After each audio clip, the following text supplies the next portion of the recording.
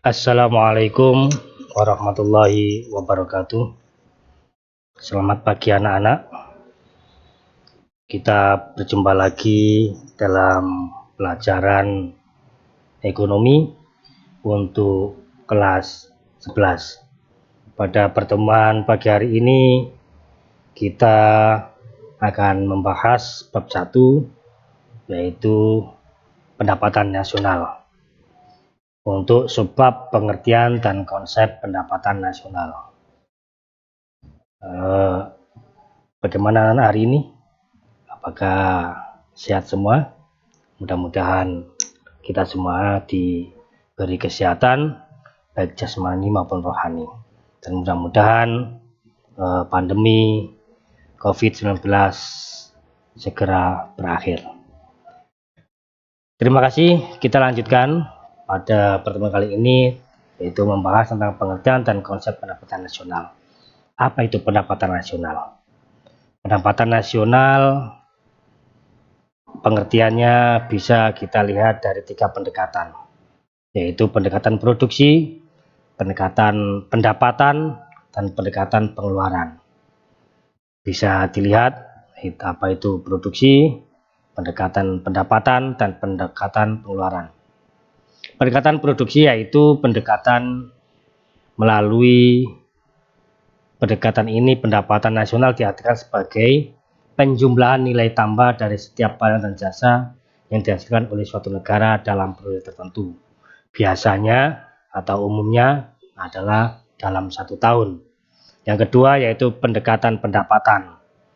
Nah yang satu ini pendekatan pendapatan nasional yang menghitung jumlah pendapatan yang diterima oleh pemilik faktor produksi yang digunakan untuk memproduksi barang dan jasa suatu negara dalam 1 periode tertentu. Yang ketiga yaitu pendekatan pengeluaran. Pendekatan ini menghitung pendapatan nasional dari jumlah pengeluaran seluruh pelaku ekonomi, baik di dalam negeri maupun di luar negeri, dalam 1 periode tertentu, umumnya dalam 1 tahun. Selanjutnya yaitu konsep pendapatan nasional. Konsep pendapatan nasional ada beberapa konsep. Yang pertama yaitu GDP atau Gross Domestic Product, Gross Domestic Product atau Produk Domestik Bruto atau PDB. Apa itu? Yaitu jumlah produk berupa barang dan jasa yang dihasilkan oleh unit-unit produksi di dalam batas wilayah suatu negara selama setahun, termasuk yang dihasilkan oleh perusahaan asing yang ada di wilayah suatu negara tersebut.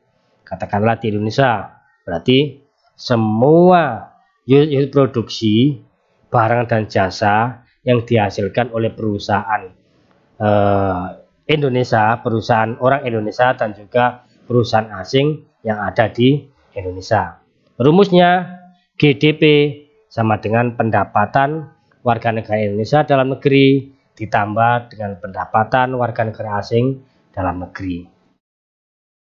Yang kedua yaitu Gross National Product atau GNP atau Produk Nasional Bruto atau PNB, adalah nilai produk berupa barang dan jasa yang dihasilkan oleh penduduk suatu negara nasional selama 1 tahun, termasuk yang dihasilkan oleh warga negara tersebut yang dihasilkan di luar negeri. Maksudnya produk barang dan jasa yang dihasilkan oleh masyarakat Indonesia, kita contohkan adalah warga negara Indonesia. Masyarakat Indonesia, produk, nilai produk berupa barang dan jasa warga negara Indonesia baik di dalam negeri maupun di luar negeri. Itu namanya GNP. Rumusnya pendapatan warga negara dalam negeri ditambah pendapatan warga negara Indonesia di luar negeri dikurangi pendapatan asing di dalam negeri. Konsep yang ketiga yaitu NNP atau Net National Product. Kalau bahasa Indonesianya adalah Produk Nasional Neto, yaitu nilai dari GNP yang telah dikurangi dengan penyusutan modal dalam proses produksi.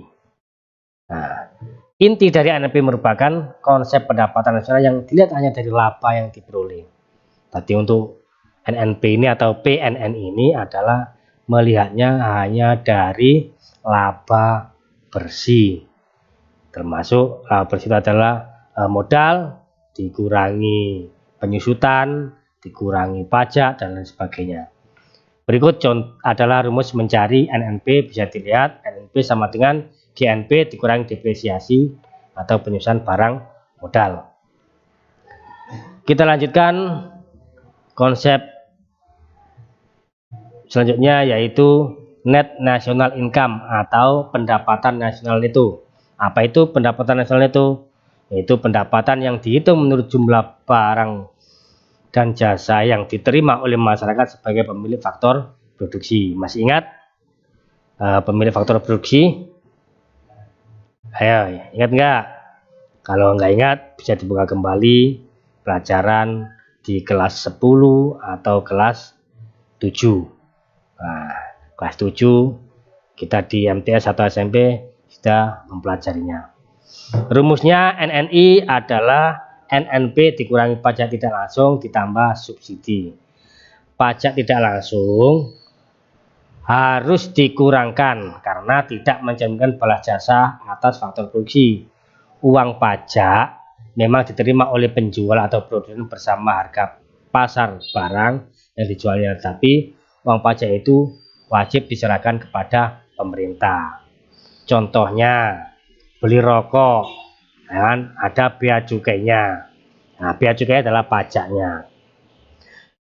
Memang kita nggak membayar pajak, kita hanya membeli barangnya saja, tapi harga itu sudah termasuk pajak. Pajak yang membayarkan adalah pabrik rokoknya atau yang mempunyai rokok yang membayar pajak pada pemerintah. Subsidi ditambahkan karena harga tertentu yang dibuat lebih murah daripada biaya produksi sesungguhnya. Nah, misalnya subsidi harga pupuk, subsidi BBM, subsidi beras, dan lain sebagainya. Yang terakhir adalah konsep yang terakhir adalah untuk pendapatan nasional, yaitu disposable income atau pendapatan yang siap dibelanjakan. Pendapatan yang siap untuk dimanfaatkan untuk membeli barang dan jasa beserta tabungan yang disalurkan menjadi investasi, tapi harus dikurangi pajak langsung. Rumusnya adalah DI sama dengan PI atau personal income, pendapatan pribadi dikurangi dengan pajak langsung. Contohnya Bapak Ibu guru atau pegawai negeri yang mendapatkan penghasilan atau gaji.